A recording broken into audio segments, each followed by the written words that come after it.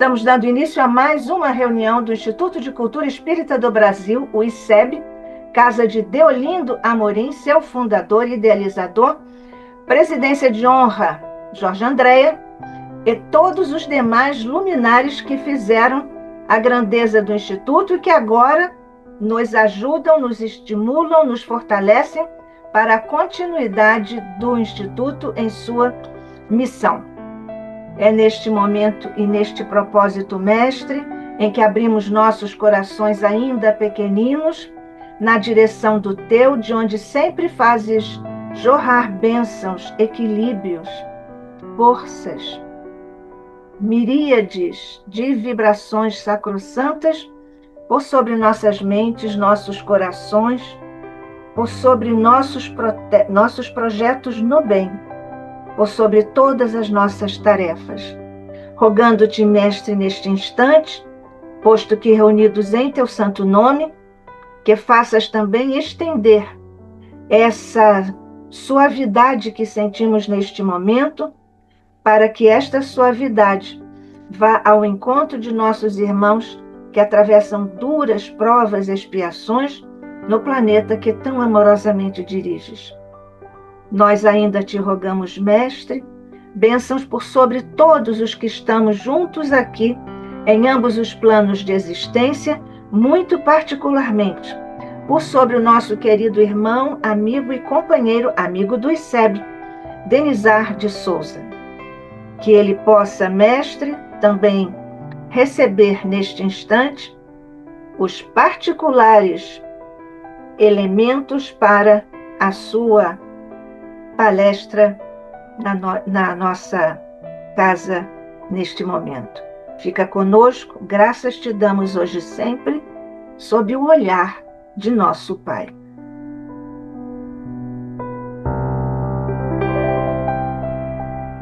Bem, já sabemos que está conosco mais uma vez, para a nossa alegria, aqui no ICEB, Denizar de Souza, que nós já sabemos disso, né? Ele é bacharel em Ciências Sociais, ele é psicólogo, tem mestrado em Sociologia da Educação, é professor, tem vários livros publicados, faz palestras quase que em toda parte do Brasil e em alguns pontos no mundo, tem apresentação e experiência com programas de TV, enfim, Denizar de Souza está amplamente qualificado, nós já sabemos disso, para estar aqui conosco no Instituto de Cultura Espírita do Brasil, um Instituto de Estudos Avançados do Espiritismo. Hoje, Denizar de Souza traz para nós mais um tema interessante, que é o autocuidado e espiritualidade. Seja mais uma vez, como sempre, bem-vindo, Denizar de Souza, aqui à nossa casa e ao nosso coração. Deus te abençoe. Obrigado, professora Nádia, pela acolhida sempre carinhosa e fraterna. Agradeço também a presença daqueles que partilham conosco esse momento. A nossa professora Rosa, parece que Luiz Martins também. E o nosso Carlos, que está aí na atividade da produção pelo canal YouTube, não é? Do ICEB. Que tenhamos uma noite de excelente aprendizado em torno desse tema tão atual e tão importante que é o autocuidado e a espiritualidade. O que temos nesse primeiro slide, nesta lâmina que nos aparece? Olha que frase interessante, gente, do Espírito Emmanuel pela psicografia de Chico Xavier. Vamos destacá-la aqui para todos nós. Que os passos do cristão em qualquer escola religiosa devem dirigir-se verdadeiramente ao Cristo. E que em nosso campo doutrinário precisamos, em verdade, do Espiritismo e do espiritualismo, mas muito mais de espiritualidade. Então, a primeira questão que nós destacamos foi a imensa sabedoria do Espírito Emmanuel, que está no seu prefácio, não é? A obra Nosso Lar, que abre a coleção de livros sobre a vida no mundo espiritual pelo médium Francisco Cândido Xavier. E ele psicografou essa página, publica, né, em 3 de outubro de 1943, página 15. Os senhores podem procurar que lá encontrarão. Por que será que o Emmanuel, nessa síntese maravilhosa que ele fez, ele coloca a espiritualidade, como está evidente, acima do espiritismo enquanto doutrina e acima do espiritualismo, ainda que reconheça que ambos são absolutamente necessários para a humanidade, ele coloca a espiritualidade. Porque a espiritualidade, como nós vamos ver, ela não só é universal, como ela é a condição pela qual nós resgatamos a nossa plena humanidade. Sem a espiritualidade, nos tornamos incompletos, nos tornamos desconectados espiritualmente. E ao passo que, se cultivarmos a espiritualidade em nossa existência, qualquer que seja o campo doutrinário onde nos encontremos, dentro das diversas escolas do cristianismo, fora do cristianismo, em qualquer experiência humana onde haja a presença da autêntica espiritualidade, o ser humano está se completando, atingindo aquele nível da escala de necessidades de Abraham Maslow, né? O psicólogo humanista que pôs na base as necessidades sociais, sobe um nível para as necessidades de conhecimento, sobe outro nível, vai para as necessidades simbólicas, e finalmente, no topo da pirâmide, ele situa a autorrealização. E a autorrealização inclui a espiritualidade. Então, nós vamos ver hoje que a espiritualidade, ela dialoga com o autocuidado e ela é parte do autocuidado, o cultivo da espiritualidade. Nós trouxemos para vocês tipos de autocuidado, né? Numa visão multidimensional da natureza humana, nós temos a dimensão física, que é a ecologia corporal, a dimensão das emoções, o mundo afetivo e emocional do ser humano, essa dimensão que nós vamos ver que hoje está passando por uma crise muito grande, que é a dimensão social, e finalmente a dimensão espiritual já destacada, né? Na dimensão física, apenas para passar rapidamente, necessidades de sono, dormir de forma adequada. Há uma preocupação muito grande da Organização Mundial de Saúde com o sono, porque ele afeta a saúde mental e física do ser humano em diferentes aspectos. Então, dormir, sono de qualidade, o descanso adequado, a atividade física regular, porque a nossa biomecânica ela evoluiu para que nos movamos e façamos atividades que mantenha a estrutura física ativa e alimentação segura e saudável, funcional.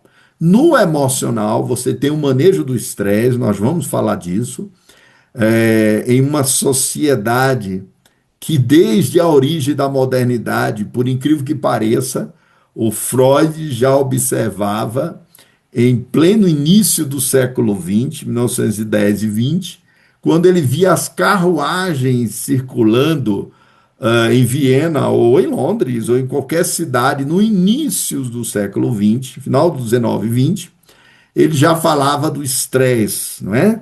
A excessiva correria pela vida e na luta pela vida. Como é que você maneja isso? Vamos falar disso como capítulo do autocuidado. Auto-perdão. Se o perdão aos outros é libertador e é sinônimo de sabedoria, o auto-perdão é cultivo da vida interna, porque permanentemente nos equivocamos e precisamos ter flexibilidade cognitiva. Em psicologia do comportamento e da cognição, a gente chama de flexibilidade cognitiva, auto-perdão. Autocompaixão, coragem e resiliência, creio no final. No social, pedir ajuda, dar e receber, ser ouvido, relações saudáveis. Vamos falar de tudo isso. Observe que no espiritual a gente vai falar de meditação, de oração, de conexão com a natureza, de silêncio, tudo isso. Então, isso aqui foi só um início para que nós tenhamos a dimensão ampla do autocuidado em diálogo com a espiritualidade. Bom, aqui nós temos 4 perguntas e eu quero deixar convidados, todos que estiverem conosco, que estiverem participando através do chat, que façam perguntas, porque é interessante, através das perguntas a gente pode ampliar a nossa apresentação. Eu trouxe 4, né, provocativas e centrais. O que é autocuidado, o que é espiritualidade, porque a banalização da vida parece coincidir com o Zeitgeist, em alemão, espírito da época que vivemos, né? Nós vivemos em uma época em que, por incrível que pareça e possa surpreender aos senhores, aos que estão nos assistindo, hoje um ser humano corre estatisticamente mais risco do autoextermínio e, portanto, de morrer de suicídio do que de homicídio. Isso aí, as estatísticas estão bem consolidadas nesse sentido. Porque a banalização da vida e o gosto da morte, a gente vai ver sobre isso também. De que forma se entrelaça o cuidado de si com o cuidado do outro, né? Ao cuidarmos de nós mesmos, ao fazermos, como diria Michel Foucault, a tarefa do cuidado de si, nós estamos cuidando do mundo, do outro e de toda a comunidade. E a autonegligência, a negligência conosco mesmo vai aparecer impactando negativamente a comunidade e a vida de todos. Eu trouxe para vocês aqui, porque a gente vai falar disso. Olha que interessante. Eu trouxe aqui na versão original em francês, né, o Le Suicide, Étude de Sociologie, do francês Émile Durkheim, que é um dos fundadores das ciências sociais da sociologia, né? E nesse livro, o Émile Durkheim, ele traz uma coisa interessante que a gente vai usar muito esse autor nessa aula. Olha o que ele vai dizer, gente. Isso aqui é uma primeira pista para a gente entender sobre banalização da vida. O Durkheim estudou o suicídio na França, né? E ele levantou as estatísticas do suicídio nos anos 1840, 1850, 60 até 70.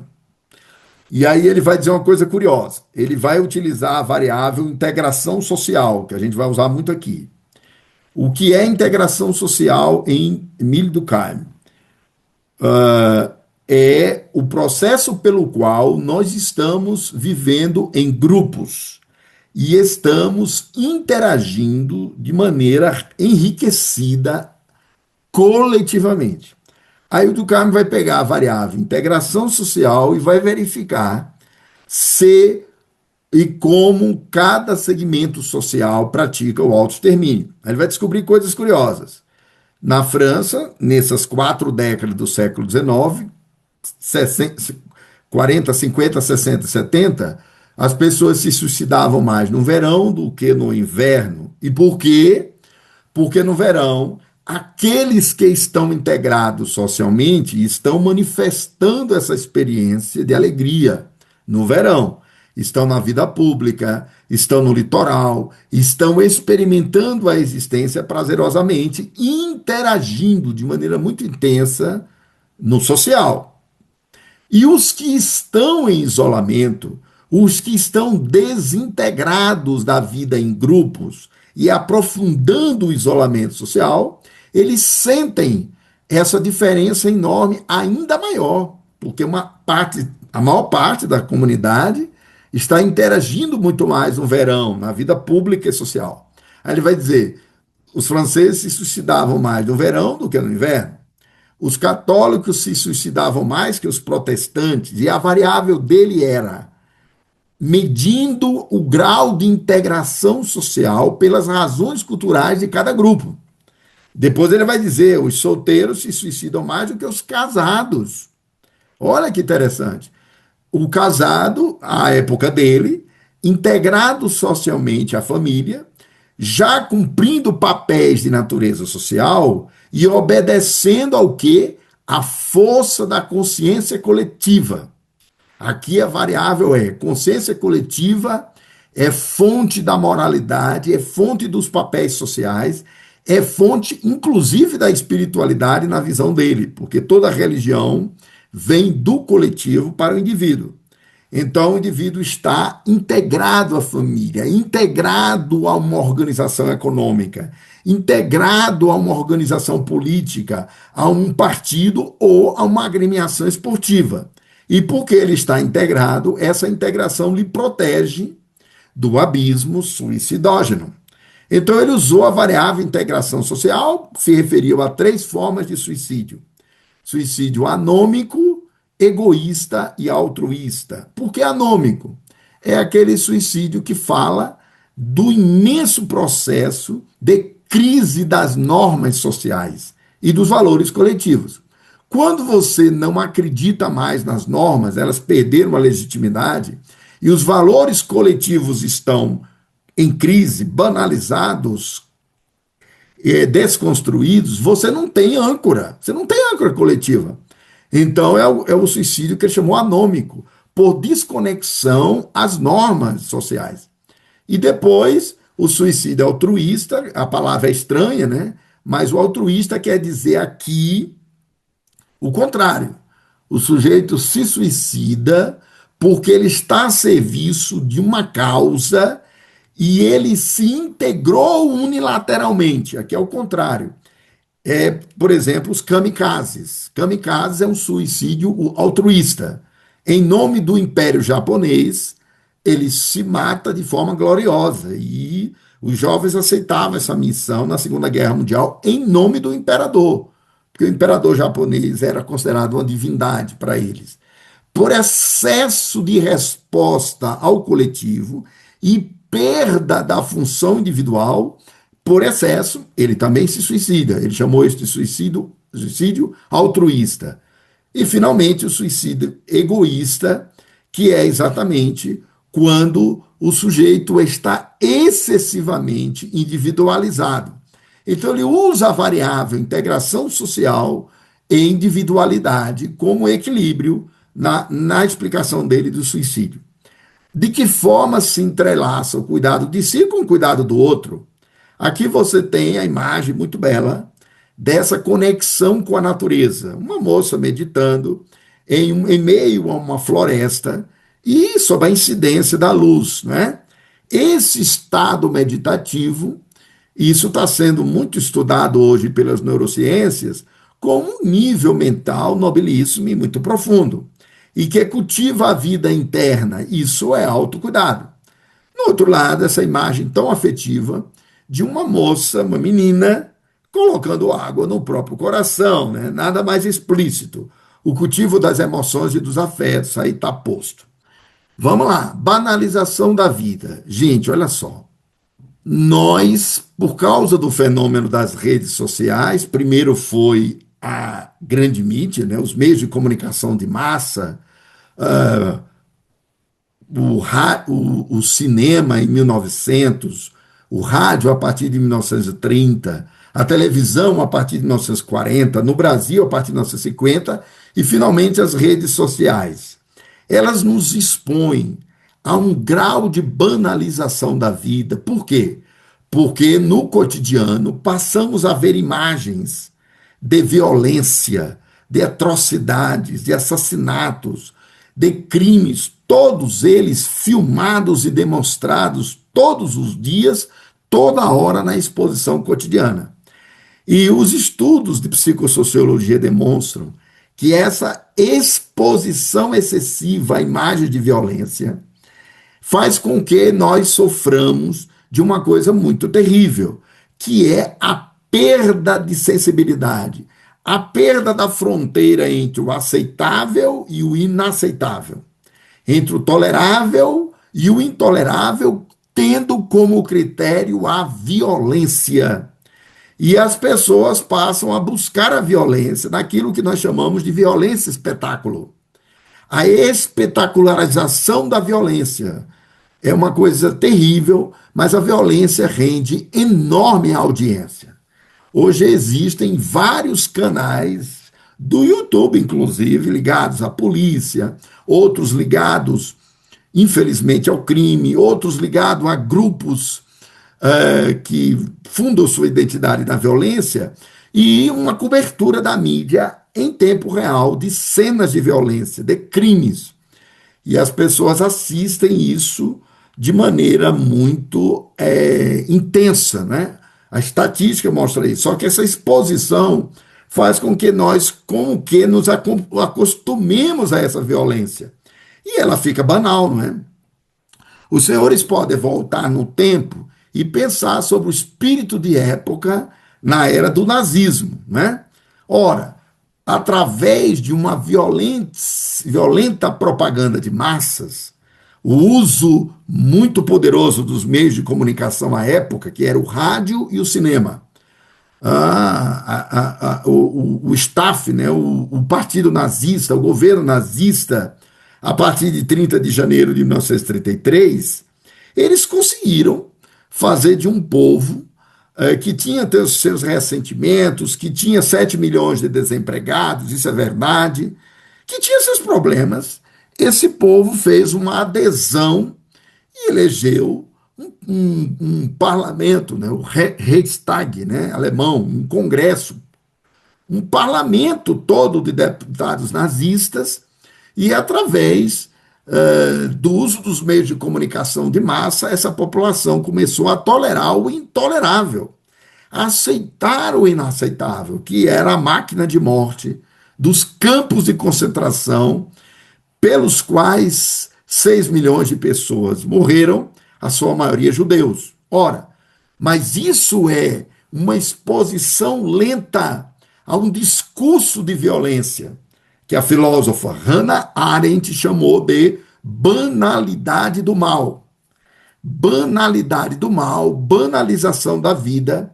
Na hora que nós nos expomos a isso, de modo frequente, corremos o risco de nos habituar com a violência e perder o critério, perder o respeito pela dignidade humana e passar a acreditar que isso é uma coisa que faz parte do cotidiano, ninguém mais. Nós perdemos a capacidade de nos indignar moralmente com a violência. Isso gera anestesia emocional. Então, é um espírito de época que vivemos, esse da banalização da vida, da rapidez de imagens chocantes e de forma violenta, espetacularizando a violência. O que é, finalmente, o autocuidado? O primeiro aspecto do polo do autocuidado é o polo do autoconhecimento, né? É se perguntar como é que a minha história de vida está presente no meu presente. Nós temos uma história de vida. A primeira coisa que a gente faz na clínica é pedir ao paciente que ele conte a sua história de vida, né? A famosa anamnese. Ora, eu me inscrevi numa história de vida que pode ter sido traumática, que pode ter sido violenta, que pode ter sido uma história de vida que me marcou de determinada maneira, de forma social ou familiar. E como é que eu vou responder a isso? Então, 3 formas de responder a neuroses contemporâneas e a comportamentos que estão no dia a dia. Os senhores vão encontrar por toda parte a forma opositiva, né? Aqui, gente, qual é o detalhe? É aquela pessoa que criou uma saída, uma fuga, uma forma de existir que a doutora Karen Horney, nesse livro Nossos Conflitos Interiores, ela chama de 3 inclinações neuróticas.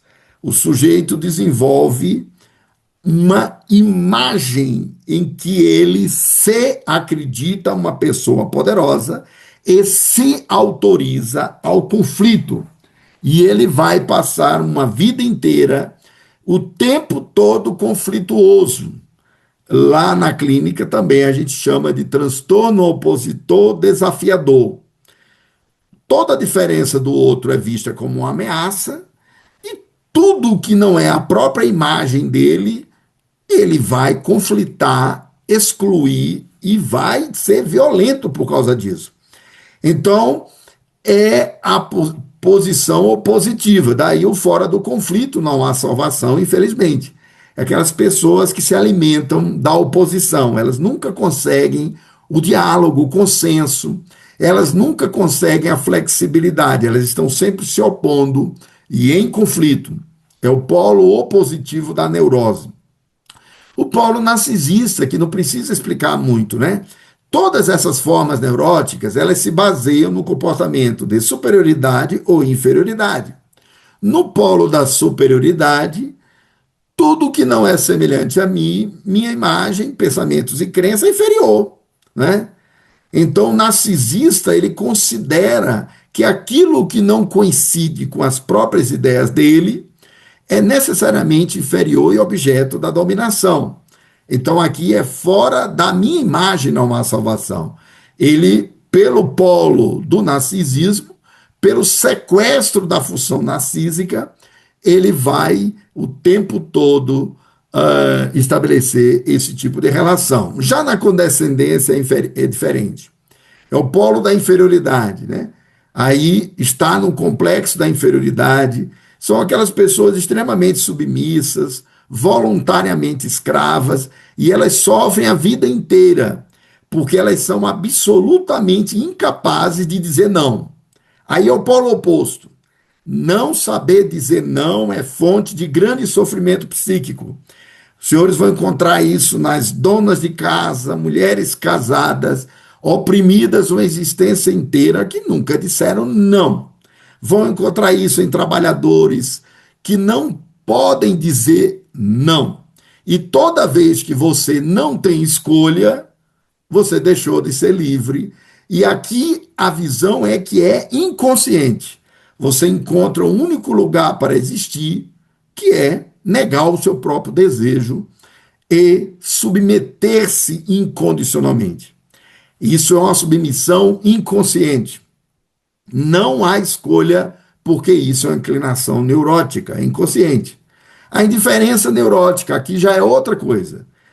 Por que isso é importante, gente? Porque para que nós nos autocuidemos, nós temos que descobrir essas chaves pelas quais nós estamos presos, né? Na indiferença é o sujeito da evitação. Os senhores devem ter que conhecer muita gente que vivem evitando o outro, o isolamento, a evitação, o desejo de não conviver, porque o outro passa a ser uma ameaça. O sujeito considera qualquer outro hostil, o mundo é hostil, ele se torna impermeável e ele passa a viver num processo de recusa da relação. Aqui é o polo da evitação, muito doloroso, porque ele gerará solidão, que vai gerar depressão. Autocuidado é um equilíbrio dinâmico e sutil. Ele é flexível, ele é permeável, é entre um eu e um outro. Todos os nossos problemas se dão entre um eu e um outro. Jesus não falou de outra coisa em todo o Evangelho, senão de relações humanas. Como se relacionar com o opressor, como desobedecer sem ser violento, como lidar com o mal, como responder ao mal, como transcender ao nosso próprio, a nossa própria instância psíquica. Jesus ensinou sobre relações humanas. Ele foi o maior psicólogo da história, porque ele explicou e lidou com o desafio da relação. Nada se dá em nós fora da relação com o outro. Daí fora da porosidade não há salvação. Porosidade é permeabilidade, é estar aberto ao outro sem que o outro seja o nosso dominador. Esse outro poderia ser o obsessor que não deve nos dominar. Esse outro pode ser aquele que, sendo pai autoritário, sendo pai opressivo, ele terá que ter uma resposta de dignidade e não de tutela e não de obediência condicional, porque senão ele vai cair na personalidade condescendente, ele vai ter que lidar com esse conflito sem evitá-lo e sabendo ser permeável ao outro, permeável ao sofrimento do outro, à fraqueza do outro, não se submetendo no regime de escravidão. Então, esse equilíbrio é o autocuidado. Olhar o outro não como dizia pessimista Jean Paul Sartre, o inferno são os outros. Não.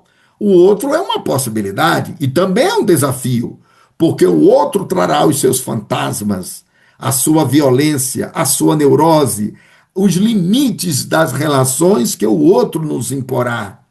Então, é fora da permeabilidade, da flexibilidade, que não há salvação aqui. Os senhores percebem que eu estou me socorrendo do fora da caridade não há salvação, que é a chave do Evangelho segundo o Espiritismo, de Kardec, para pensar as situações de sofrimento psíquico e as chaves de saída aqui é fora da permeabilidade e flexibilidade.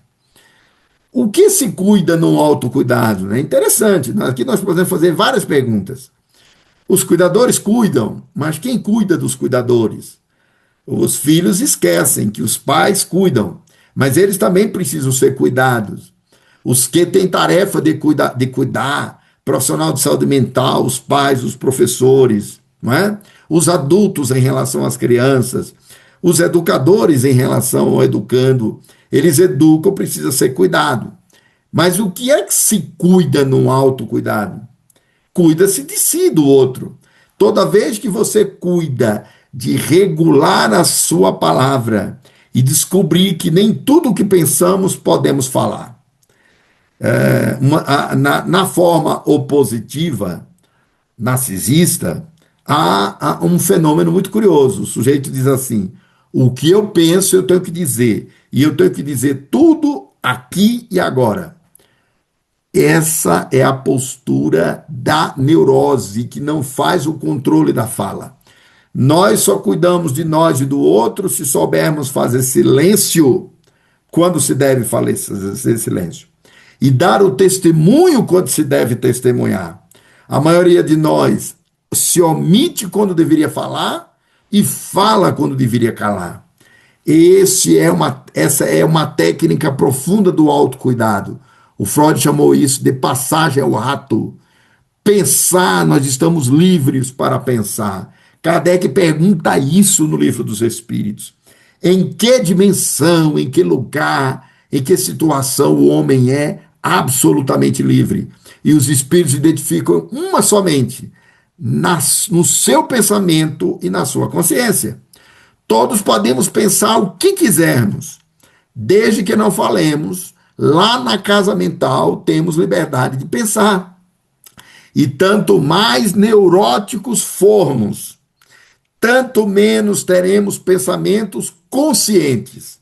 O desafio é de perceber que se está pensando com consciência, com reflexividade, com flexibilidade, com autoconsciência, checando a realidade. E isso é cuidar de si e do outro.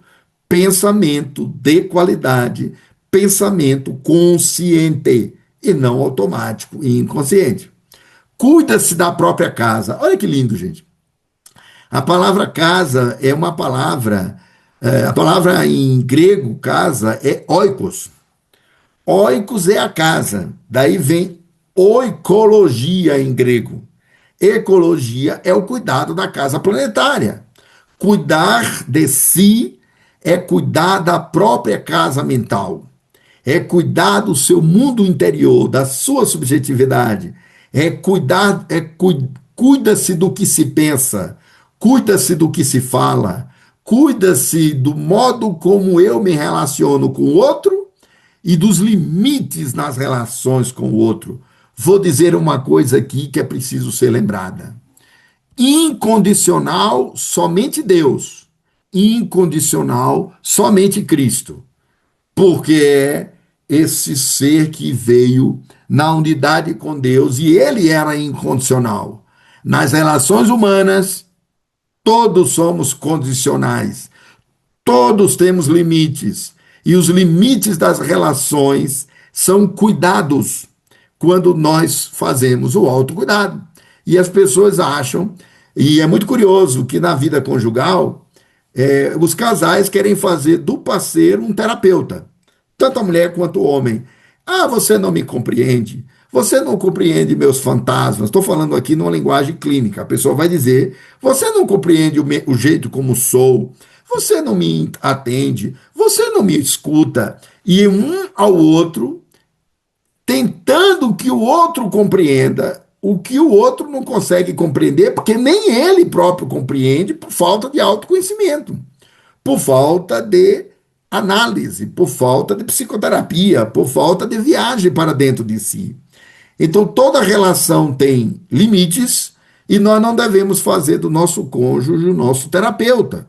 Não devemos fazer do presidente da casa espírita necessariamente o nosso terapeuta, porque ele pode não estar preparado para isso. Daí treina-se em atendimento fraterno, as pessoas que vão atender. Por quê? Porque toda relação é condicional. Quem se acreditar incondicional na relação com o outro já virou Deus. Toda relação tem limites, baseado na ética, no equilíbrio, na dinâmica ética da relação, tal qual ocorre no contexto. Essa casa ecológica, ela é corporal, né? Cuidar do próprio corpo, a gente vai ver isso ainda, já vimos também. Onde se mora? Qual é a primeira moradia? É a ecologia corporal. Hoje nós temos um problema no Brasil, nos Estados Unidos, no acidente de saúde pública, chamada obesidade. E isso está levando muita gente a desencarnar mais cedo. E no dia que a pessoa tenta voltar atrás, o trabalho vai ser muito grande, né? Nós somos hoje um país de pessoas acima do peso. E pela primeira vez, o problema da obesidade já superou nos países, não na África, nos países desenvolvidos, já superou o problema da fome. É curioso isso. Então, o cuidado com o corpo onde se mora, a ecologia corporal, do próprio quintal, né, quer dizer, da própria casa mental também, do que se pensa e como se pensa. Olha que lindo, gente. Dimensões do autocuidado. Já falamos do discurso, mas não falamos da prática, né? Duas palavras em grego que geraram discurso, que é o léxico, e a praxis grega, que gerou a prática, né? Então, ora, existe o discurso, e aqui falar é fazer, né? A gente pensa, ah, não, eu só falei. Não, você falou e fez. Eu estou agindo ao falar. E estou impactando vocês como vocês me impactarão com vossa fala. Porque falar é fazer, dizia Ludwig Wittgenstein. A palavra é uma ação. E a palavra dita não tem mais volta, né? Ela agora não nos pertence mais. Então, nós temos que cuidar do discurso e da praxis. O critério da verdade é a prática. O critério da verdade espiritual é a prática espiritual. Nós, às vezes, ficamos muito fascinados por discursos, mas ninguém é reconhecido pelo discurso que realiza. Todos nós somos descobertos pela nossa prática no cotidiano. Prática social, prática econômica, prática cotidiana, prática de valores, prática moral, prática comportamental. Então nós temos que cuidar do discurso, da palavra e também da prática. Isso são dimensões do autocuidado. O autocuidado discursivo. Penso, mas não falo. Claro que não. Claro que não. Eu vou fazer uma coisa aqui agora bem exagerada, que vocês vão ficar chocados, mas como profissionais de saúde mental é assim que a gente lida. E vai servir de ilustração. Presta atenção no que eu vou falar. Se uma pessoa tiver um desvio comportamental, emocional, e ela tem pensamentos, ela tem fantasias, e ela pensa de forma pedófila, mas ela não age de forma pedófila. Ela procura o profissional de saúde mental para tratar pensamentos de pedofilia. O que aconteceu? Ela buscou tratamento. Ela pensou, não falou e não fez. Ela, no pensamento, está sendo regida por um atravessamento inconsciente que precisa ser tratado. Enquanto ela não falar e fazer, ela está no território da liberdade de quem pensa, mas não faz. E ninguém se iluda. Os pensamentos nos povoam. Pensamento a gente esvazia. A gente trabalha na clínica, a gente aprende a pensar também. Mas ninguém controla o pensamento. O pensamento esvazia mais. Então pensou, não falou, pensou, não praticou o crime, não fez nada de errado, procura ajuda na saúde mental. E vai ter e pode superar as fantasias que não podem se transformar em práticas. Penso, mas falo contextualmente, quer dizer, nós precisamos aprender que toda fala ela impacta o contexto e ela se dá no contexto. Tire do contexto que ela perde o sentido, né? Então a fala ela tem um confinamento contextual. Eu penso e falo dentro do contexto, no outro já não falo mais. Penso obsessivamente, neurose, pensamento automático, eu não tenho controle sobre ele, mas não manifesto os pensamentos obsessivos. Olha que interessante, o André Luiz chamou de monoideísmo, o pensamento obsessivo influenciado pelo espírito obsessor. O Freud chamou de pensamento obsessivo aquele que não é de natureza inconsciente. É fruto da neurose, é fruto da psicose, é fruto da histeria, é fruto da psicopatia. É obsessivo. E todos os temos pensamentos que se repetem, de vingança, de ressentimento, de ódio, de maldade, de crueldade, de desejo de desforço ou de vícios. Mas eu não manifesto os pensamentos obsessivos, porque eu estou vendo que ele está se repetindo, eu vou para a clínica me tratar. Eu vou para a desobsessão. Eu vou buscar ajuda. Tá tudo bem, porque, afinal de contas, a maioria de nós tem pensamentos obsessivos. Aqueles que se repetem e nós não temos nem controle sobre eles. Penso racionalmente, mas ao falar, tempero com expressões emocionais, né? O grande neurocientista Paul Ekman,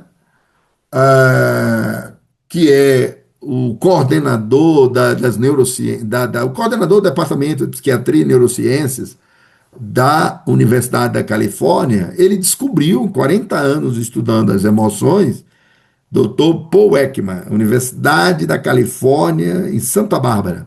Ele descobriu que há 80 músculos que nós nos movemos e há expressões emocionais voluntárias e involuntárias.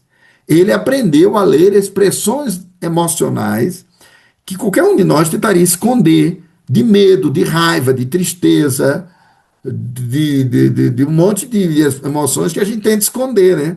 Então, existem 80 músculos que movem-se quando nós nos emocionamos, que se expressam.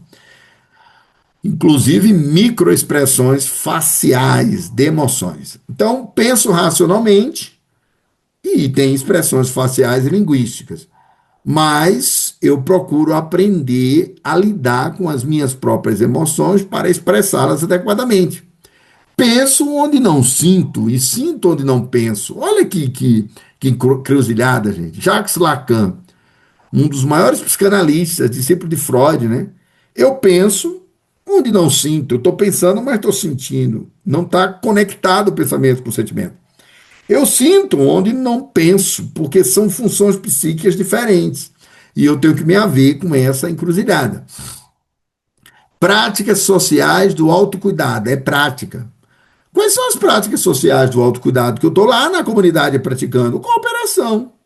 Mas nós vivemos numa sociedade da competição e do conflito. E da competição predatória, de passar a perna uns nos outros. Vamos olhar como é a cultura organizacional. Não é cooperação muitas vezes, é conflito, é competição. E é a competição predatória, que eu estou tentando prejudicar o outro para supostamente me desenvolver, né? Então, quais são as práticas sociais humanistas? Cooperar ao invés de competir.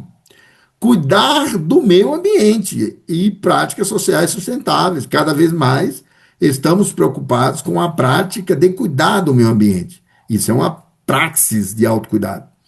Cuidado humanista, ao invés da prevalência da razão técnica, não é, gente? Todos os filósofos se debruçaram sobre isso, que o ser humano vai virando uma máquina. E nós não somos máquinas. Nós somos, na visão espírita, um espírito reencarnado, portador de uma biologia, de uma herança evolucionária biológica e de uma vida em sociedade. Mas se não tivermos cuidado, faremos uma prática instrumental e calcularemos a vida do outro. E passamos a calcular fria e danosamente a existência do outro e até a nossa. Práticas espirituais de autocuidado. Meditação, gente.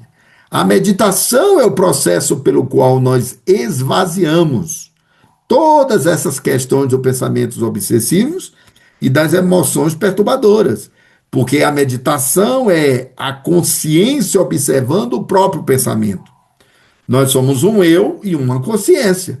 Tanto é que a consciência questiona o próprio eu.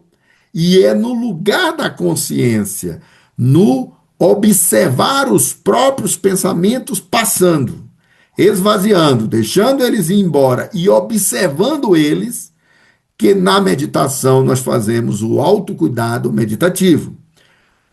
O conhecimento de si é o autoconhecimento espiritual. Autocuidado emocional e afetivo. Como é que nós cuidamos das nossas próprias emoções e dos nossos afetos, né? As emoções de algumas pessoas ocorrem muito mais depressa do que as de outras.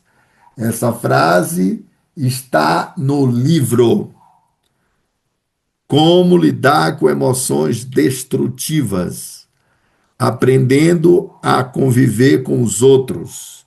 É um livro do Daniel Goleman, narrando o encontro do grupo de neurocientistas da Universidade da Califórnia com o grupo do Dalai Lama, em Dharamsala, na Índia.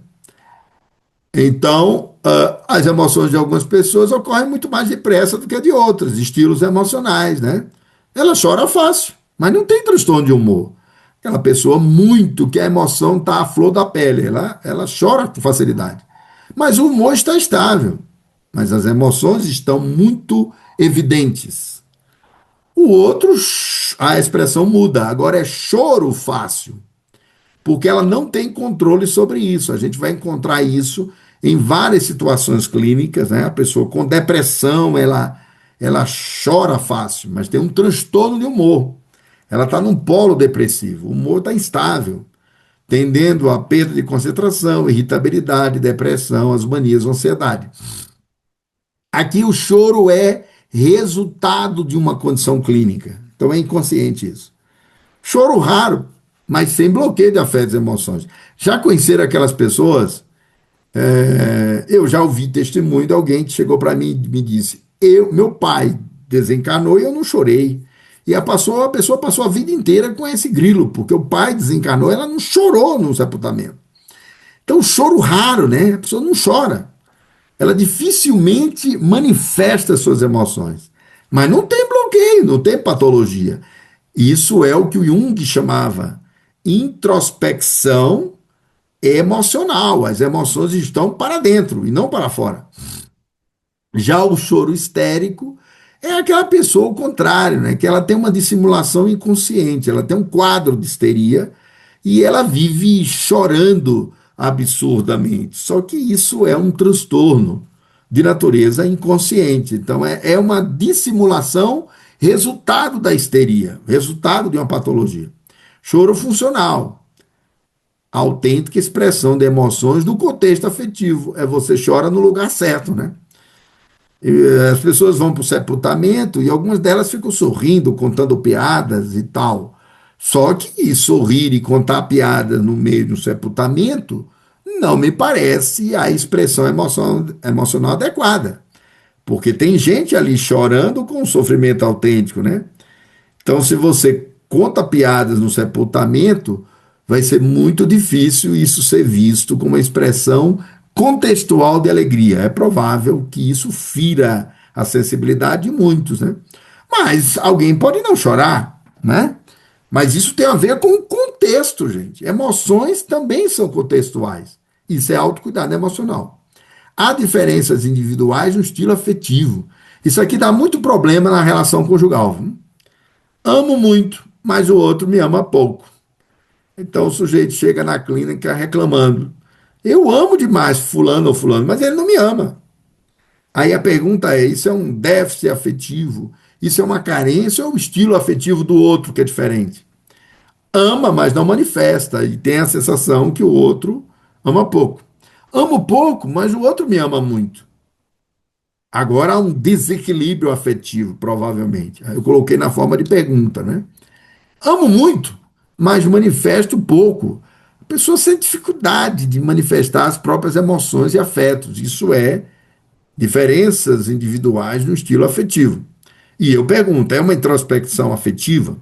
É um modo de funcionar ou é um fenômeno patológico? É um bloqueio? Amo pouco, mas manifesto muito. E é importante que nós digamos, gente, que a gente tem que aproveitar as pessoas no plano físico para manifestar adequadamente nossos afetos. Porque no dia que elas forem embora, a gente vai ter vontade de fazê-lo. Ou nós formos embora, a gente vai ter vontade de fazê-lo e vai voltar desesperado, querendo dizer o que sentia. E um bloqueio impediu, né? Então, amo pouco, mas manifesto muito. Aqui é um quadro mais de histeria. Amo suficientemente bem e manifesto-me adequadamente. Aqui nós temos o conceito de Freud, a mãe suficientemente boa, o amor suficientemente bom, porque o próprio amor, se ele desgarrar para o mimo excessivo, para aqueles pais que cercam seus filhos em nome do amor, e o que é que eles estão fazendo? Eles estão mimando excessivamente e privando o sujeito da mais importante experiência, de assumir as consequências dos seus atos e descobrir que viver também é passar por sofrimentos. Sofrimento da privação afetiva, da privação alimentar, da privação do sono, da privação da presença, porque os pais não podem estar presentes 24 horas. Então, aprender a sofrer o sofrimento inevitável também é educar e também é amar.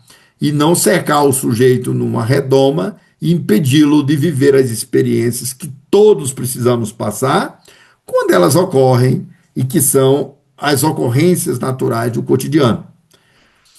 Cuidado de si. Higiene do sono, gente. A cada 3 de nós, um não vai dormir, gente. A OMS está preocupada com isso, as pessoas não estão dormindo. Evitar os excessos de trabalho que dá uma sobrecarga emocional e faz você não dormir.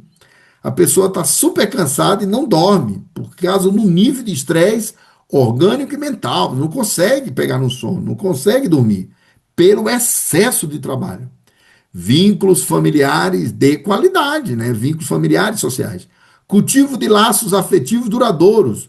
Quero dar uma notícia muito triste para vocês. Aqui no Distrito Federal, sabe qual é a média de casamentos? Tempo de conjugal? 2 anos e meio. 2 anos e meio as pessoas se separam. É a estatística da separação.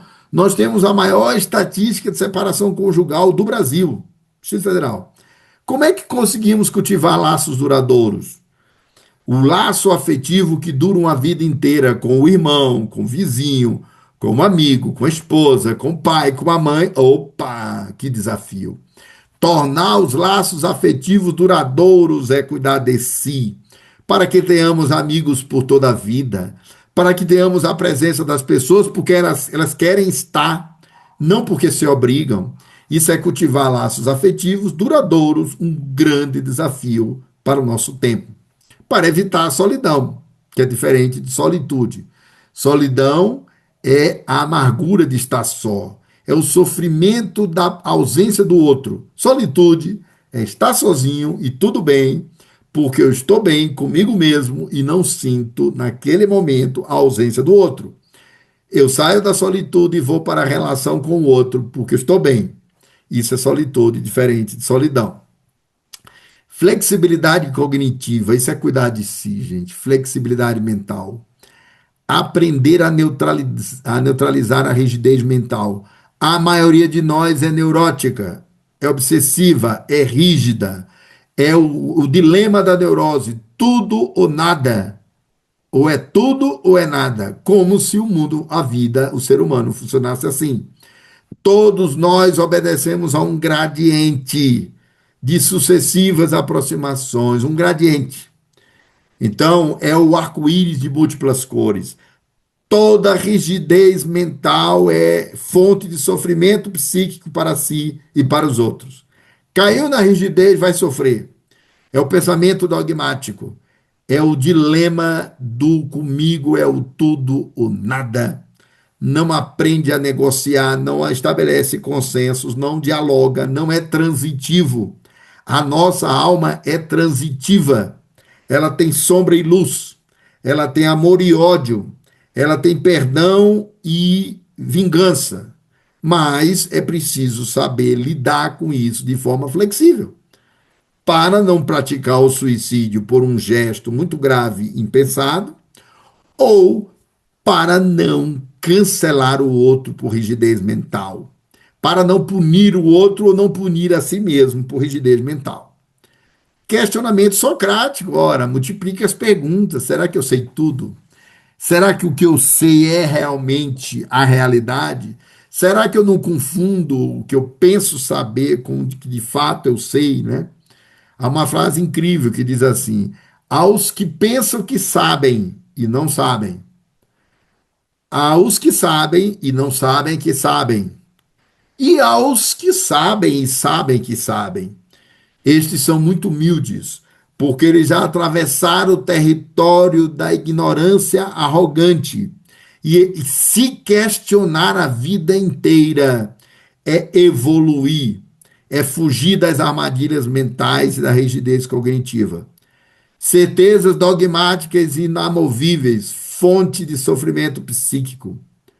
Ora, o Sócrates disse: eu só sei que nada sei. Duvidar era uma arte para Sócrates, transformar uma pergunta em outra. Jesus respondia perguntas com outras perguntas. É possível elencar umas 10 ou 20 situações em que Jesus respondeu uma pergunta com outra pergunta. Não havia dogmática no pensamento de Jesus. Não havia, não havia a pretensão da verdade absoluta. Havia sabedoria que sempre sabe transitar. Quem sabe transitar perdoa e se auto-perdoa. O peso cognitivo das crenças falsas, um horror isso.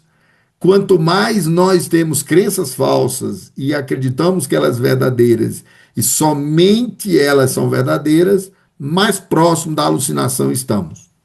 Como creio, assim o é. Pronto, isso aqui é o alucinado. Tal qual creio, assim o é. Calma. Vamos investigar melhor, vamos descobrir que tem aspectos que nós não conhecemos. Tenhamos a mais humildade perante o conhecimento, porque nem tudo que cremos assim o é. Olha que lindo, gente. O que é espiritualidade?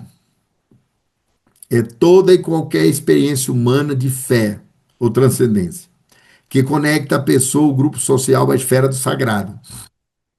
Isso aqui está fazendo muita falta. Nós vivemos a era do materialismo.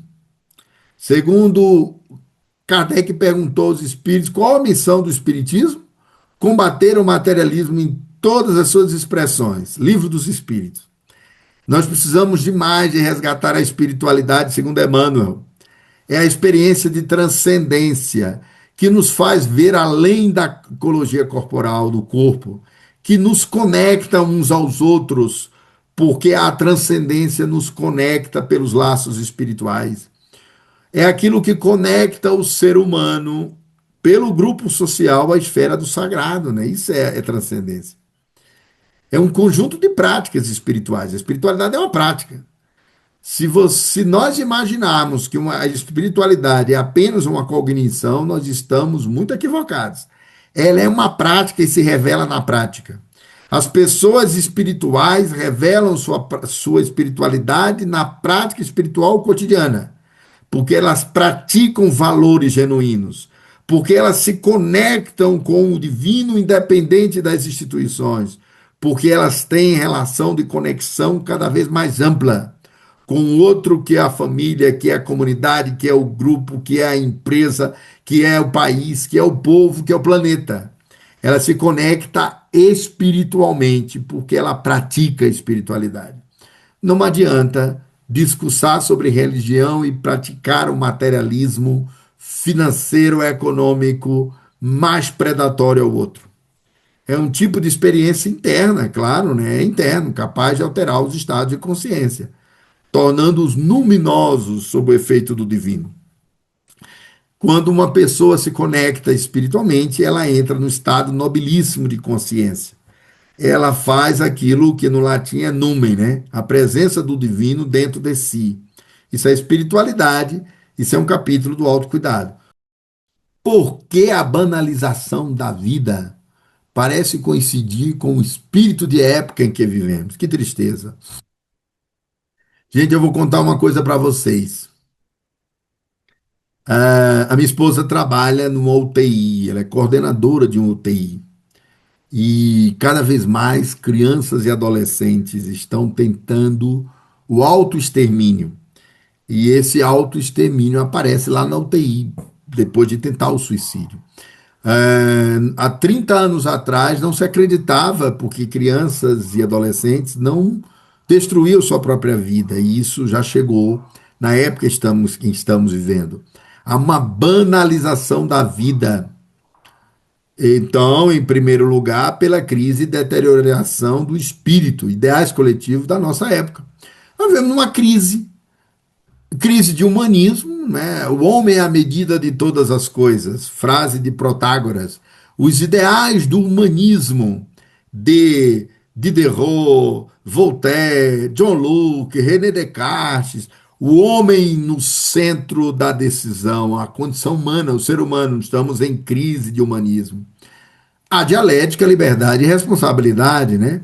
Então as pessoas querem direitos de serem livres, mas toda liberdade implica responsabilidade.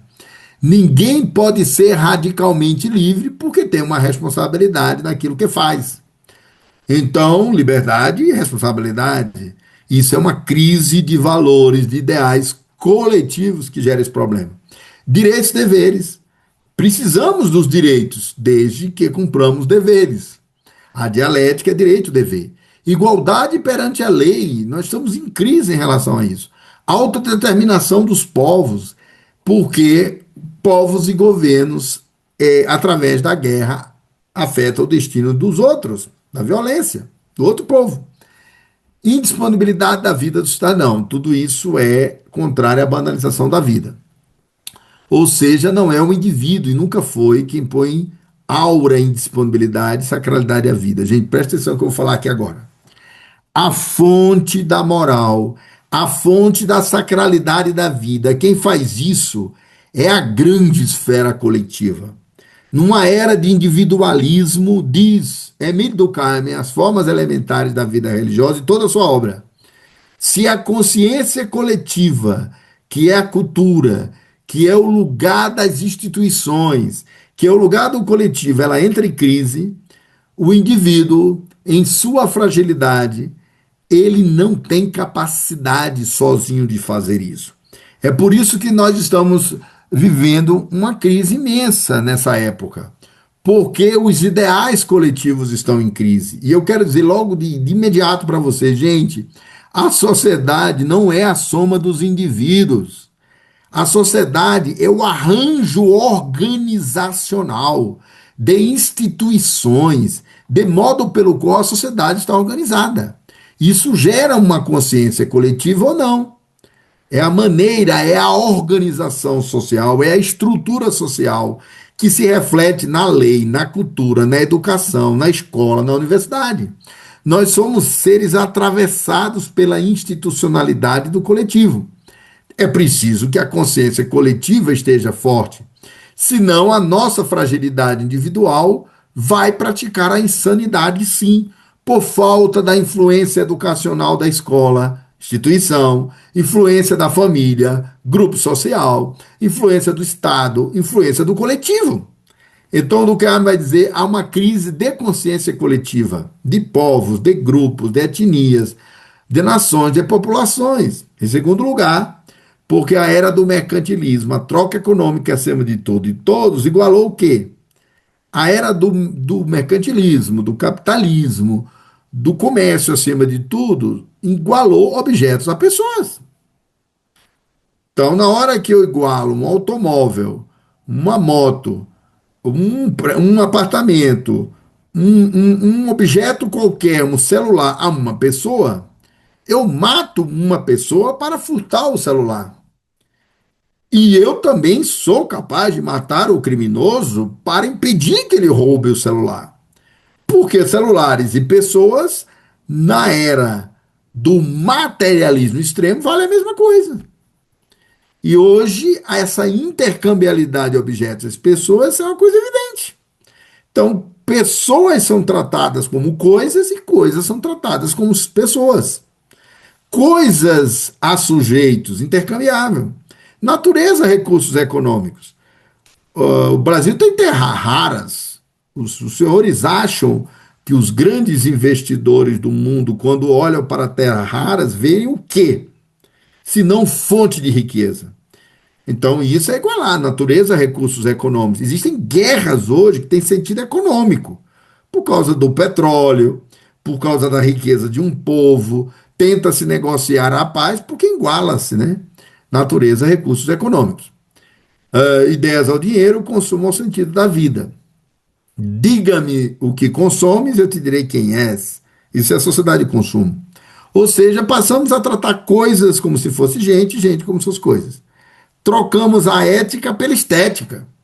Melhor ter uma imagem individual, codificada como bela, do que revelar altos valores morais. Gente, há uma crise da ética e da moral. É mais importante a estética do que a ética. A aparência da imagem do que o comportamento. E nós somos definidos assim pela sociedade. A estética no lugar da ética. Em terceiro lugar, o mundo moderno esgarçou a consciência coletiva, fonte primordial do comportamento regido por valores. Gente, a atomização social, a ascendência do individualismo, o superindividualismo. Cada um por si, somos ilhas. Cada um cuida de si e não compreende que é na relação com o outro que nós cuidamos de nós e do outro.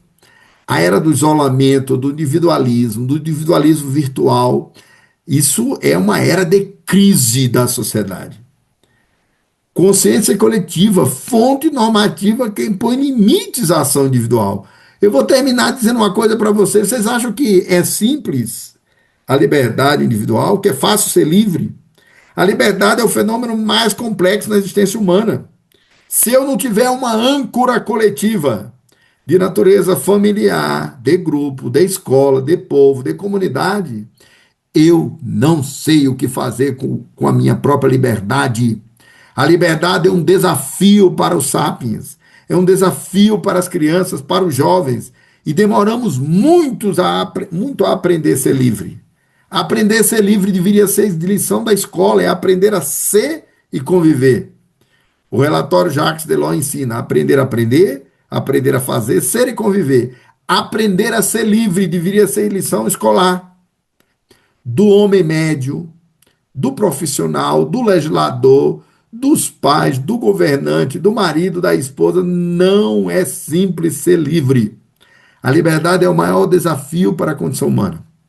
De que forma se entrelaça o cuidado de si com o cuidado do outro? Como é que essas coisas se juntam? Em primeiro lugar, é escutar mais e falar menos. Eu estou falando aqui, vocês só escutando, vocês estão fazendo a coisa certa, segundo esse conceito aqui. Escutar mais e falar menos. Escutar o outro em sua diferença é cuidar de si e do outro. Escutar o outro é cuidar dele e de nós. Sobretudo em sua diferença. A maioria de nós só quer escutar o semelhante. A escuta à semelhança não ensina nada para nós.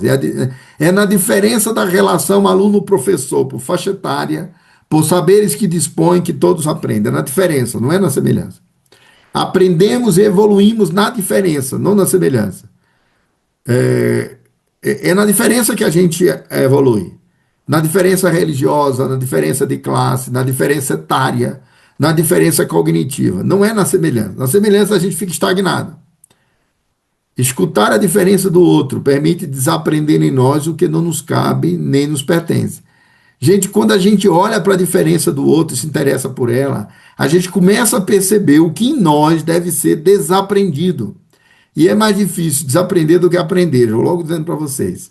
A escuta é o lugar sagrado do cuidado e do autocuidado. A semelhança gera laço de afinidade, é aqui entre nós, espíritas, mais ou menos a mesma faixa etária, amigos semelhantes. Gera afinidade e proximidade.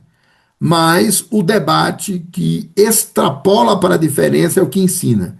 E se eu estiver trazendo diferença aqui, vocês estão aprendendo, saindo do lugar comum do discurso já conhecido.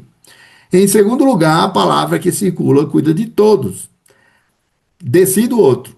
Roda de conversa e roda de sonhos. Gente, como é que a gente se entrelaça no autocuidado? Através da palavra que circula. Na roda de conversa, na roda de sonhos. O diálogo é a fórmula por excelência de todos cuidarem de todos. É o diálogo, é a comunalidade, é a terapia em grupo, é o trabalho coletivo da conversa em que todos cuidam de todos. Em terceiro lugar, o equilíbrio e a adequação dos afetos. Então, aqui é uma fórmula, né? Zerando os ciúmes, adequando a raiva, porque até a raiva pode ser necessária às vezes, zerando o ressentimento, equilibrando a alegria e a tristeza, a amorosidade, são a fórmula do cuidado de si que cuida afetiva e efetivamente do outro. As mesmas forças que cuidam de si cuidam do outro. Ser amigo do outro é ser amigo de nós mesmos. Amizade e justiça. O perdão e o auto-perdão. Eu perdoo, me auto-perdoo. Isso é cuidar de si e do outro. Generosidade e flexibilidade, resiliência e sacralidade, solidariedade e cooperação. As mesmas forças que nos destroem, destroem também o outro. Egoísmo exacerbado, está destruindo o mundo. Condescendência é o contrário, é a escravidão voluntária ou involuntária. É a submissão ao mal. Vamos para o livro dos Espíritos e ver se o livro dos Espíritos propõe condescendência. Porque os maus prevalecem sobre a face da terra. Os maus são intrigantes, porém ousados. Os bons são tímidos, os bons são tímidos. Porque os bons sempre foram maioria, no dia que assim o quiserem, prevalecerão. O livro dos Espíritos não pactua com condescendência. Se uma pessoa age com violência pela primeira vez com você, é um problema dela, ela te pegou de surpresa. Se ela tentar agir na segunda vez e você autorizar, o problema é dela e seu, porque você autorizou. E Jesus questionava toda e qualquer violência, de maneira pacífica, mas ele não era condescendente. Bateram na face dele, ele perguntou ao soldado romano: por que me batestes? Se eu falei errado, mostra-me o erro. Se eu não falei, por que me batestes? Ele questionava o outro o tempo todo. Nunca foi submisso, nunca foi condescendente, mas nunca foi violento. Esse é o equilíbrio sutil entre condescendência e violência. Oposição e indiferentismo neuróticos, já falamos. Já falamos do narcisismo, da falação exacerbada, da omissão criminosa. Isso é negligência de si e do outro. O entrelaçamento entre o cuidado de si e o cuidado do outro baseia-se na premissa de que o autocuidado é um pré-requisito para cuidado efetivo e empático com o próximo. Esse conceito, muitas vezes resumido como cuidar de si para cuidar do outro, Sugere que ao valorizar a própria Ele vida e sugere que ao saúde, valorizar isso, vai, Rosa, vai, Rosa. Então, o sugere indivíduo que se torna capaz de oferecer um suporte mais genuíno. isso, quando o autocuidado se estabelece, estamos em condição de melhor cuidar dos outros. Agora eu quero escutar vocês. Bem, nós estamos agradecidos aqui a Denizar de Souza por mais um belo estudo aqui a respeito deste universo humano no contexto, no coletivo e no particular. Que beleza, muito obrigada. Nós temos várias participações, Rosa. Rosa, pode ver aqui as Eu, participações? Posso ver sim. A Paula Canhados Dias deu boa noite, a Márcia Frota também, a Léa Brum, boa noite a todos, a Márcia Junqueira, Francisco Cagil, a Fâmelo Atum, não sei o nome, o primeiro nome, mas deu boa noite de Minas Gerais. Diz, boa Aham. noite daqui de Minas Gerais. É, essa Famelo Antum, eu acho, ele falou que nós estamos vivenciando uma crise de humanismo, quando você estava falando, né, sobre a agressividade, a desconfiança, a insegurança, né, e a violência, né? Comentar? Pergunta se ele quer comentar, né, Rosa? Quer comentar Pois é, essa crise do humanismo, ô, Denizar? eu acho sim, eu acho que estamos. O humanismo foi aquilo que, através do iluminismo e do renascimento cultural, né, ele substituiu a cultura medieval, né, o anti-regime. Era a ideia de que o homem tinha um valor central e que a humanidade era indisponível, e que as leis deveriam cuidar para que o humano não fosse escravizado, para que o ser humano não fosse degradado em sua dignidade, para que os direitos humanos fossem garantidos, né? E para que a dignidade da pessoa humana fosse preservada, dignidade moral, dignidade social, educacional, alimentar, dignidade espiritual, né? E na hora que o humanismo começa a ser colocado em segundo plano por causa da força do mercantilismo, da força do interesse econômico e da força dos interesses de ordem material, né? Na hora que o mundo material é colocado acima do mundo moral do ser humano, aí nós temos uma crise de humanismo. E a natureza humana é indisponível, porque ela não ela é única, ela é indisponível. E aqui na visão espiritual, ela é o quê? Ela é sagrada, né? Porque a natureza é sagrada, a natureza humana é sagrada. Ela é disponível. Ela não pode, sob nenhuma hipótese, ser colocada em risco, né? E o que é a banalização do humanismo? O que é a crise? É você ter um desrespeito autorizado, franqueado, tolerado pela sociedade, pelo Estado, pela escola, né? Uma escola que é tolerante com desrespeito aos direitos humanos, ela está degradando o humanismo, né? Então, nós avançamos muito com a Carta Universal dos Direitos Humanos. Primeiro, na Revolução Francesa, direito à vida, direito à liberdade, direito à dignidade, à igualdade perante a lei de todos, não é? Direito à propriedade, direito à privacidade. A Idade Média, gente, foi um período muito sombrio. Eu vou dar um exemplo assim chocante para você, chocante, e que era a realidade social do absolutismo monárquico. Prepare-se porque é bem chocante.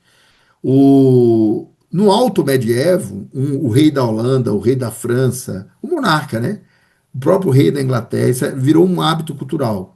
Como tudo, eles dispunham de tudo e de todos, a vida particular dos servos, dos súditos, era propriedade deles. Então, um rei ele poderia, com o seu exército, chegar em uma comunidade campesina, e ele poderia, na noite de núpcias, da noiva, ele poderia requisitar aquela noiva. E a família tinha que entregar para ele, primeiramente, e só depois ela voltaria para o esposo. Isso é de uma indignidade espiritual, moral, né? Aviltante, mas o rei isso era o absolutismo monárquico. Estou falando do Alto Medievo e o nome disso se chamava estupro senhores. Isso é uma realidade da história, né? Na Idade Média, se alguém divergisse do status quo religioso, no caso da Igreja Católica, a depender da divergência, era excomungado. Se a divergência fosse muito alta, completa, poderia ser queimado vivo, né? Pela simples discordância. Daí o humanista, iluminista Voltaire, autor da enciclopédia, ter dito: sou, posso ser contrário à sua ideia. Posso ser radicalmente contrário às suas ideias, mas serei radicalmente a favor que você as manifeste e darei a minha vida para que isso aconteça. É o momento do pluralismo ideológico, de uma pluralidade de visões de mundo, da democracia. Então, nós estamos numa crise muito grande, e tudo isso é humanismo, né? E o ser humano. A Márcia Almeida, Denise, falou prazer em revê-lo. A Carmen Samico, ela disse: Denizar, as informações trazidas na sua fala são muito preciosas e importantes para refletirmos sobre a responsabilidade de cada um de nós no processo evolutivo do planeta. Jesus te inspire sempre. Concordo plenamente com a Carmen. Obrigado, obrigado pela boa acolhida É, à nossa apresentação. a Paula Canhada Dias, ela te pergunta o seguinte: a atitude condescendente pode levar a transtornos mentais? A pessoa não reage, interioriza suas frustrações? Trata-se de uma incapacidade de autocuidado? Muito boa pergunta. Qual é a sua opinião? Eu vou pedir aqui ao nosso querido Carlos que dê um close nesse livro aqui, só para a gente embasar. Se ele puder, aí aparece Tá. aqui, ó, Nossos Conflitos Interiores, Karen Isso. Horney. O que é Karen Horney? Esse modelo é dela, gente, eu só estou aplicando.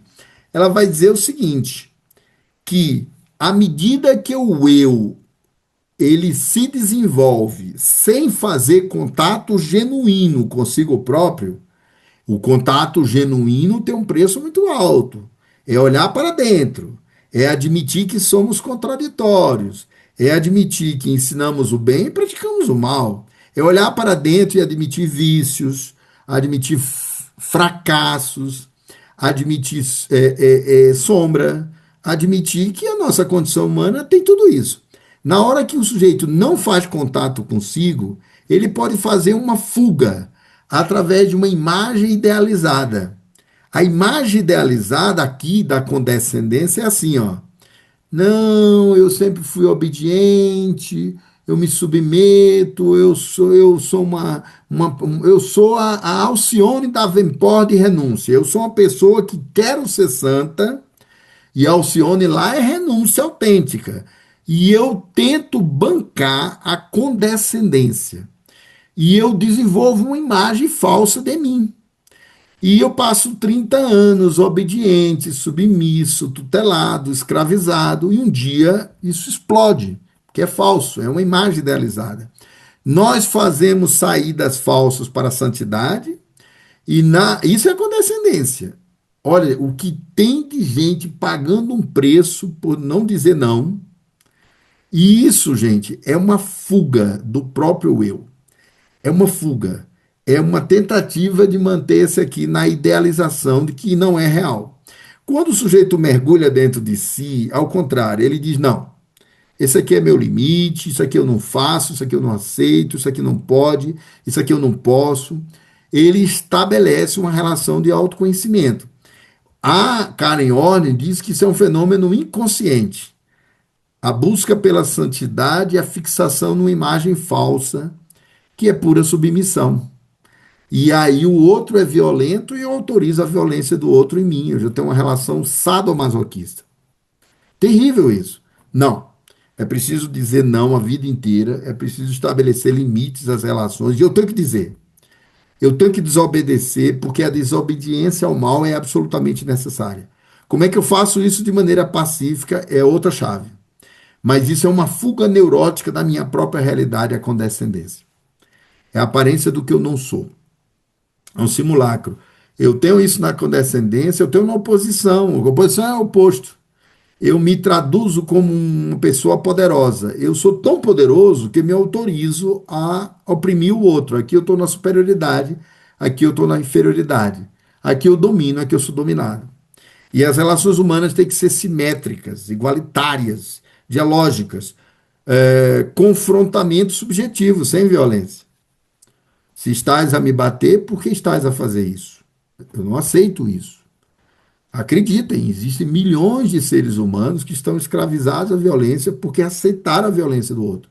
Alguns estão sem alternativa. Outros, quando conseguem, vão e fazem a denúncia. Então, a condescendência neurótica é a submissão incondicional à violência do outro. Rosa, existem outras perguntas aí? Não, eu já perguntei aqui para o Carlos, acho que Já passou tudo? Então vou fazer aqui. Enquanto o Carlos vê se há ou não alguma outra, você falou do kamikaze, não é, Sim, o Denizar? E aí eu lembrei do Homem-Bomba, sim. dos nossos dias, recentes anos, né? O Homem-Bomba. Você diria que, do ponto de vista psicossocial e psicológico individual, trata-se do mesmo fenômeno É pessoal? exatamente, é exatamente o mesmo fenômeno. O homem-bomba do Islã, ele, ele se aliena de tal maneira da sua condição consciencial individual e de tal maneira ele responde tão somente a um imaginário que é messiânico e profético, ele deixa de ser indivíduo, ele se aliena completamente. A consciência individual dele não tem nada de reflexividade e só tem de obediência à consciência coletiva. Qual é a consciência coletiva? Você vai matar o inimigo infiel e você ainda vai para o paraíso. E essa obnubilação, alienação da consciência individual, essa perda absolutamente prejudicada da consciência moral de si do que eu estou fazendo, eu digo, eu não só faço, como eu faço em nome de uma consciência coletiva chamada consciência islâmica. E que nada tem a ver com o Corão, porque o Corão não propõe isso. Mas o fanático, o Durkheim analisou isso. Esse é o suicídio altruísta. Por que é altruísta? Porque eu cancelo completamente o indivíduo e respondo só ao coletivo. É em nome de uma coletividade. E é um fenômeno de alienação terrível. Terrível. Em nome de um ideal coletivo. Esse ser vai se reencarnar, vai provavelmente sofrer encarnações de sofrimento, mas ele tem uma coisa que está dentro dele, e que num dia que ele colocar a serviço do bem, sabe o que ele vai fazer? Ele vai fazer feito os cristãos primitivos, que diziam assim, ó, eu assumo Jesus a despeito do Império Romano. O Império Romano me ameaça de matar e eu desobedeço ao Império Romano e eu morro dizendo que sou cristão. Olha a diferença. Eu não mato o outro. Eu tenho tanta consciência de mim e do que eu acredito que se ameaçarem a minha crença, eu morro sem matar o outro, em nome do que eu compreendo dentro de mim. Mas é o ideal. Observe que agora eu não estou me matando, eu estou me deixando morrer em nome do ideal. Agora é o sacrifício sublime. Olha a diferença. O cristão primitivo, ele desobedecia o Império Romano. Essa pergunta era feita. É seguidor de Jesus ou não é? Sou. Seguia Jesus? Seguia. Vai morrer. Renuncia a Jesus. Joana de Cusa. Renuncia. Não renuncio. A fortaleza moral é tão grande que eu não renuncio e morro. Né? Aí é o sacrifício espiritual autêntico. Organizar o fenômeno do homem-bomba é bem interessante, porque na verdade, ele vive em um momento de despedida voluntária da vida, como num processo de autoalienação, não é isso? Ele Sim, se anula, mas exatamente. ele visa uma existência em plena nulidade junto ao Deus, E à isso, perfeição. Então, ele é alguma coisa, ele vai para o nada, depois, com essa autoanulação, ele quer se recolocar no outro patamar, junto à divindade. isso. Ou seja, a crença é genuína. Eu não duvido que o sujeito acredite que vai para o paraíso. O problema é que a crença anula a consciência moral Exatamente. do que ele está fazendo com o outro em nome da crença. Então ele não se pergunta o que é que eu estou fazendo em nome da minha crença e pela minha crença, com o outro. Por isso que o Wittgenstein, que escreveu o Manifesto Lógico-Filosófico, em 1930, ele disse: não me diga o que a sua crença lhe ensinou. Me diga o que você vai fazer com a crença do que lhe ensinou. O que, é que você vai fazer com a sua crença? Qualquer um de nós pode usar qualquer doutrina para praticar a destruição, em nome dela. Organizar, caímos então nos cruzados? Sim, os cruzados, eles usaram o cristianismo. E Isso. os reis usaram o cristianismo para dizer: Jerusalém é nossa. Nós vamos matar e morrer para recuperar Jerusalém, as guerras santas. Eu uso o cristianismo, nem dá para dizer mais que é o evangelho, porque o evangelho não autoriza Nada nenhuma disso. violência. Quando vos impordes andar 100 passos, andeis com ele 1000. Então aqui é a renúncia a qualquer resposta violenta. Não é a passividade, mas é a renúncia a qualquer expressão de violência. Mas não é a obediência ao mal, que é outra coisa. Jesus, se quisesse, teria livrado a vida dele. E eu estou falando, conversando com Pilatos. Ele fazia acordo com Pilatos, com Herodes, e morria. Ele disse: não, não faço acordo com nenhum de vocês. Jesus se negou a fazer acordo com Pilatos, com Herodes, foi levado a Herodes. A Herodes ele deu um eloquente silêncio. Você é tão louco que nem a minha palavra você vai ouvir. E o silêncio ecoa na consciência espiritual de Herodes, eu tenho certeza disso até hoje. É o silêncio mais eloquente da história da humanidade. Jesus é levado a Herodes e não dá uma palavra com ele. Herodes fala, fala e Jesus fica calado. Herodes era tão louco que não mereceu uma só palavra de Jesus. Mas quando ele está diante de Pilatos, ele conversa. Tu és rei, tu dizes, não fui eu quem disse, tu dizes, sou rei. Exatamente. Não vim a este mundo senão para dar testemunho à verdade. Aqueles que conhecem a verdade ouvem minha voz. Ó, eu sinto muito, mas Jesus já estava dizendo que Pilatos não era da verdade e nem ouviria a voz dele. Porque logo em seguida Pilatos pergunta o que é a verdade e Jesus dá um silêncio sonoro para ele. Outra vez. Outra vez. Denizar, quando você falou do cristão que, na sua profundidade psíquica, já Sim, tem ali incrustada uma fé tão robusta que o autoriza a desafiar o Império Romano em sim, nome do seu amor a Jesus. Então, você está falando de desobediência civil. exatamente. Qual foi como é que você vê, então, a desobediência civil desse tipo de cristão, ou desse momento dos cristãos, e da desobediência civil de Gandhi, e da desobediência civil de Henry David Thoreau, o pai da ecologia, que foi contra todas as questões estatuídas e tudo pela sociedade, e aqui a gente vai pegar o Durkheim um pouquinho, mas ele se afastou e foi viver na natureza, que é uma das questões do autocuidado. Francisco de, Três Assis, momentos de desobediência civil Francisco de Assis desobedeceu ao pai também. dele. O pai dele era um comerciante rico. Ele tirou a roupa, despiu-se e foi para a floresta, nunca mais voltou e se recusou a qualquer tipo de conforto material em nome da causa da simplicidade, do respeito à natureza e da vida em comunidade com seus discípulos.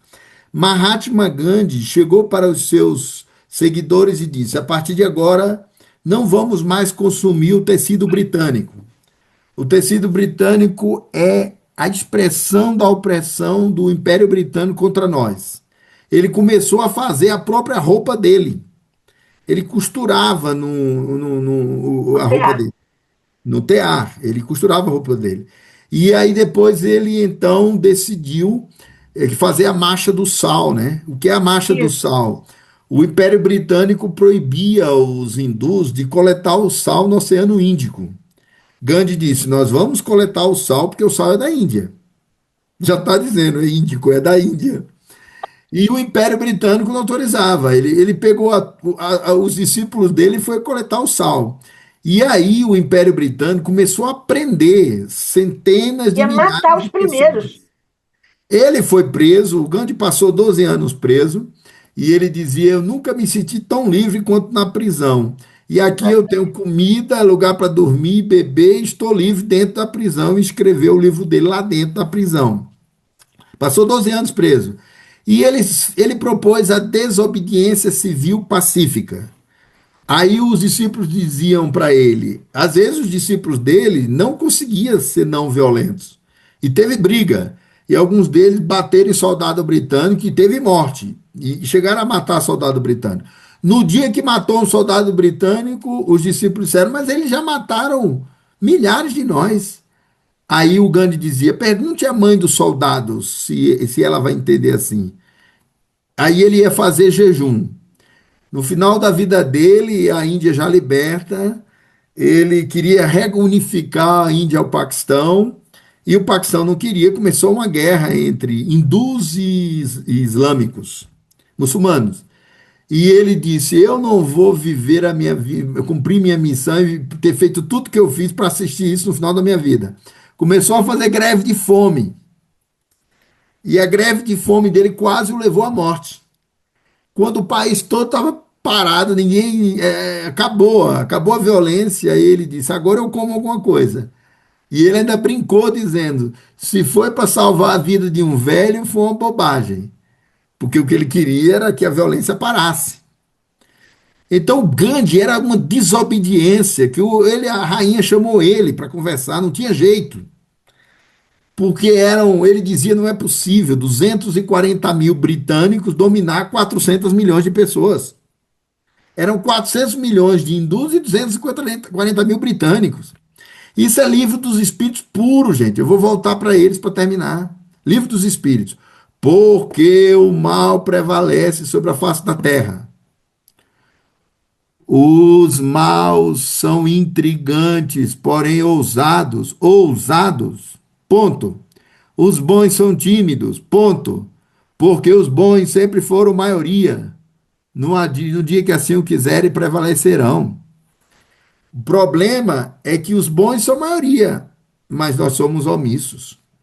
Nós temos medo de dizer a verdade. Nós Estamos temos então, desculpe, medo de dizer a verdade, é só isso. estamos então pelo sim, sim, não, não, e De Jesus. Pelo Gandhi, não é isso? Acabou de E trazer Jesus numa posição assertiva. Assertividade não é agressividade. Que seja seu dizer sim, sim, não, sim, não. não, não. Não tem conversa. Não Ô, tem Denilson, conversa é mole. uma coisa apaixonante aqui que eu anotei, mas que nós não vamos poder discutir agora, já passamos mais do seu tempo aí, que é a questão do método, o método socrático, que é o método filosófico, Sim. também de Descartes, que é o método da dúvida, e Isso. que o Kardec incluiu na estruturação da codificação. Existem umas outras questões aqui que anotei, mas agora vou deixar para a Rosa fechar aí A menos que você queira dizer mais alguma coisa, ô Não, Denizar. só vou dizer que você está coberta de razão. O Kardec era cartesiano. O René Descartes dizia: a única coisa que não posso duvidar é que estou duvidando. Portanto, estou Exatamente. pensando. O resto eu posso duvidar de tudo, de tudo. E o Kardec usou no Livro dos Espíritos a dúvida. Observe a forma de perguntar. Ele perguntava, os espíritos apresentavam a tese, ele questionava. Tem diálogos incríveis. O Kardec questionando os espíritos e os espíritos questionando a Kardec. E ele evoluindo na reflexão. O livro dos espíritos é socrático. É o Exatamente. método da Desde a primeira pergunta. perguntação. Porque você veja, em filosofia, a dúvida é método. E como o Espiritismo é filosofia, está Sim. aí o método filosófico.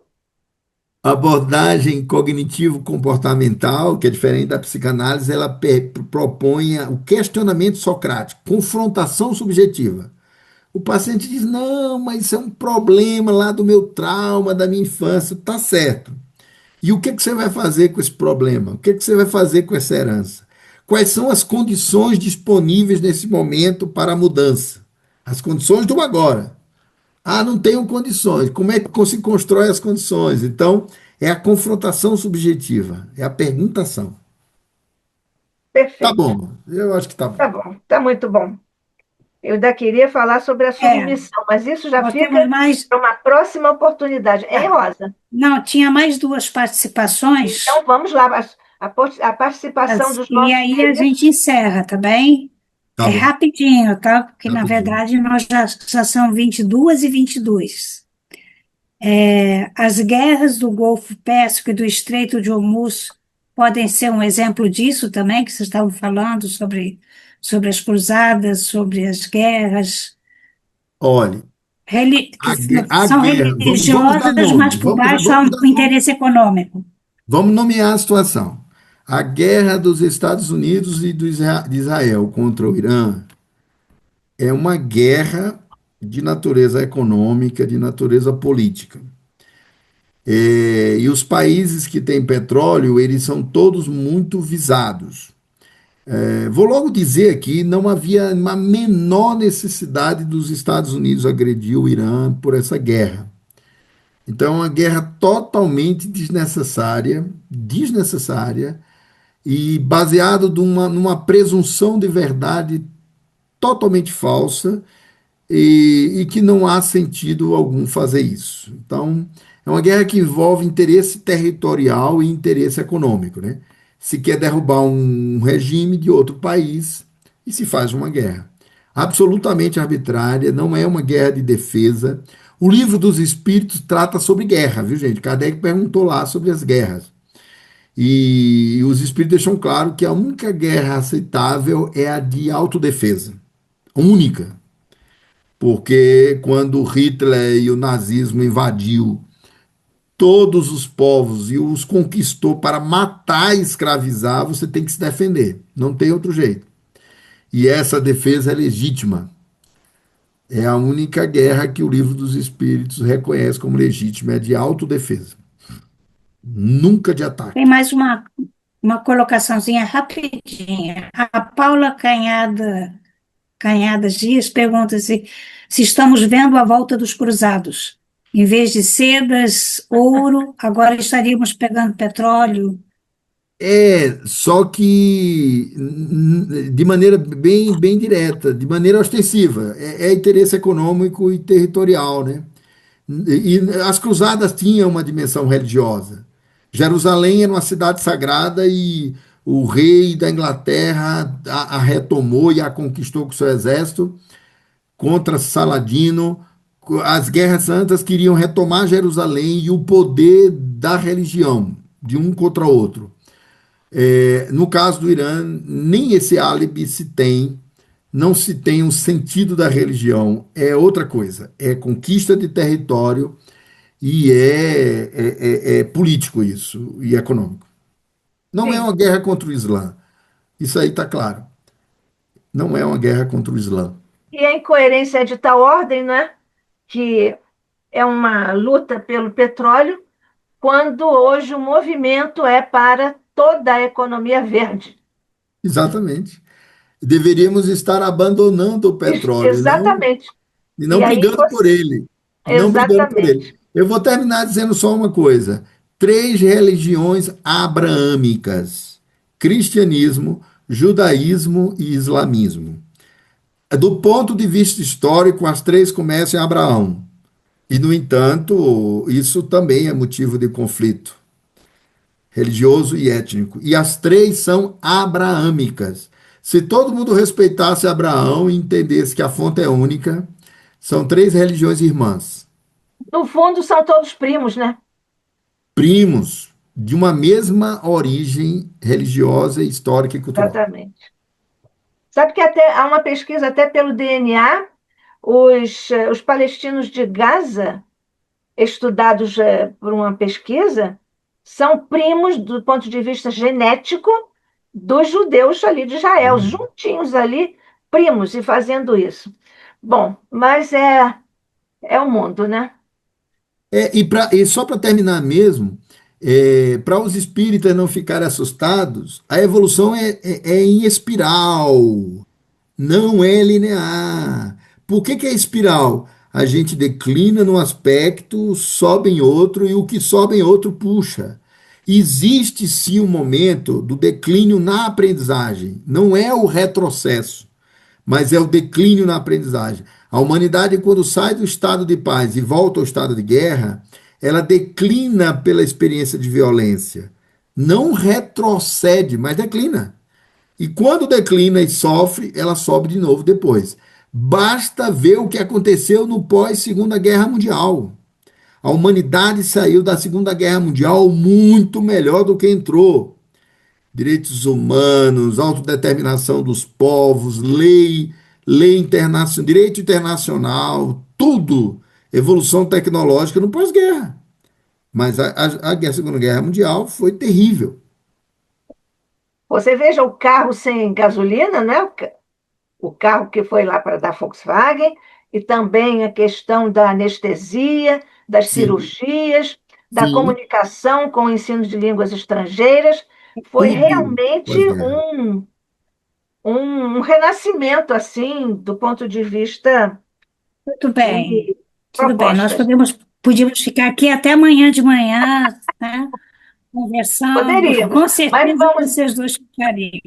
mas vamos, Mas nós vamos fazer a nossa prece, tá bem, Nádia? sim, Pode ser? claro. Vamos Então lá, tá. agradecer juntos todos nós Agradecendo a Jesus, a acompanhando você, Rosa, Deus e, nesse agradecimento a e Jesus, a a- Maria, aos nossos anjos da guarda, aos então, nossos amigos espirituais, acompanhando Rosa agora.